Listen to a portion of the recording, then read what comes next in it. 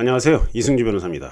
자, 이번에는 연속된 명의신탁 관계에 있어 부동산 실명법 4조 3항의 3자의 의미.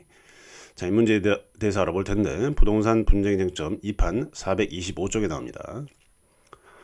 자, 그림 보시면 원고와 소외인 사이에 양자간 명의신탁이 있었습니다. 자, 이게 무슨 말이냐? 원고 소유의 부동산, 원고 명의의 부동산을 소외인에게 신탁으로 넘겨둔 거죠.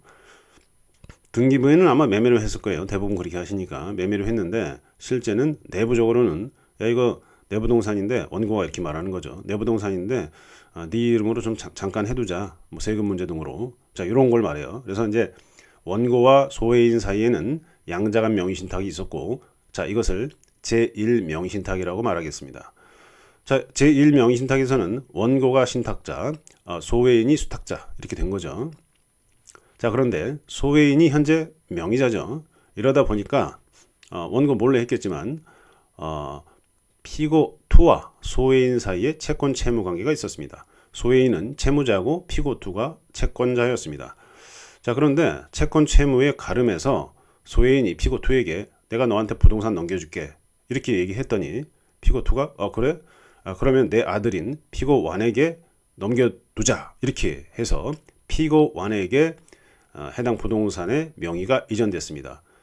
자, 이거는 뭐예요? 3자간 명의신탁이 됩니다.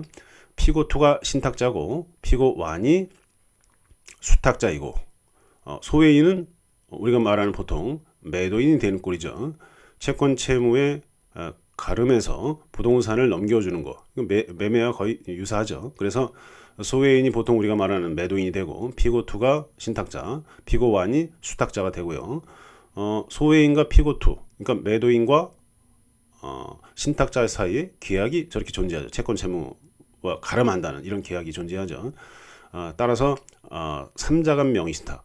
자, 이 3자간 명의신탁을 제2 명의신탁이라고 부르겠습니다. 자, 이 상황에서 피고 1이 두 번째 수탁자죠. 두 번째 수탁자인데 피고 1이 피고 양산 농협으로 대출을 받고 근저당권을 설정해 줍니다. 이러다 보니까 피고 양산 농협은 근저당권자죠.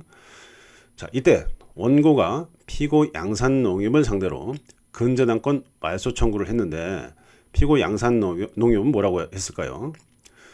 부동산 실명법 4조 3항의 3자이기 때문에 원고의 나 피고 양산 농협에 대한 근저당권 말소 청구는 기각되어야 된다. 자, 이렇게 주장을 했는데 원심에서는 피고 양산 농협의 말이 틀렸다고 봤고요. 대법원에서는 피고 양산 농협 주장대로 원고의 청구를 기각해야 된다. 부동산 실명법 4조 3항 제3자 맞다. 이렇게 판결한 거예요. 근데 이렇게 갈린 이유가 뭘까요? 원고는 제1명의신탁의 신탁자인데 피고 양산농협은 제2명의신탁과 관련된 사람이죠. 자, 저 개념부터 보겠습니다. 쟁점, 부동산 실명법 4조 3항 제3자인지 여부.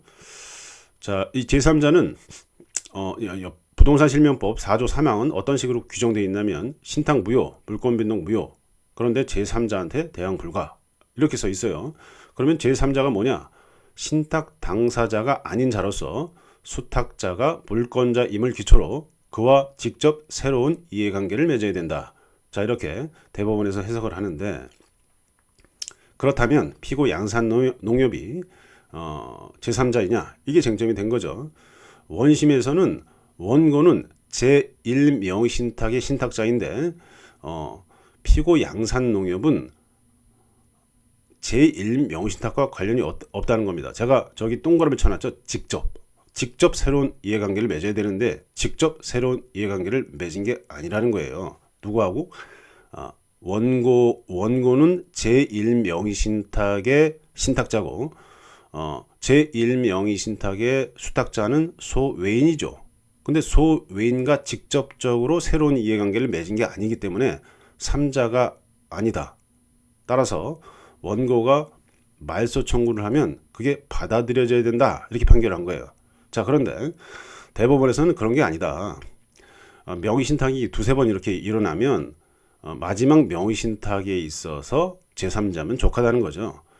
그게 뭐 당연한 것 같은데 어떻게 이제 원심에서는 그런 판결을 했는지 모르겠어요. 왜냐하면은 여기서 제3자는 명의신탁 사실을 알았는지 몰랐는지 불구하고 보호됩니다. 다만 신탁 당사자가 아니고 뭐 신탁 당사자의 포괄승계인이 아니면 되거든요. 자, 그런 문제를 고려하면 명의신탁이 여러 차례 이루어진 경우에, 우리 같은 경우에는 2번 이루어졌죠. 2번 이루어진 경우에 제2 명의신탁에 있어서 피고와는 수탁자죠. 수탁자로부터 직접 이해관계를 맺었죠. 그리고 피고 양산농협은 피고완 두 번째 수탁자 제2 명의신탁의 수탁자 피고완으로부터 직접 새로운 이해관계를 맺었습니다. 그리고 피고완이 물권자라고 보통 생각했겠죠. 자, 뭐 선의 악이 불문하고 뭐 보호가 되긴 합니다만 어쨌든 자, 결론적으로는 명의신탁이 여러 차례 이루어진 경우에 맨 마지막 명의신탁의 수탁자로부터 그 수탁자를 기초로 새로운 이해관계를 맺으면 제3자가 된다. 자, 이렇게 해석하시면 될 것 같고요. 결론적으로는 원고의 피고 양산농협에 대한 근저당권 말소 청구는 기각되어야 된다. 자, 이런 취지죠. 자, 오늘은 여기까지 하겠습니다. 감사합니다.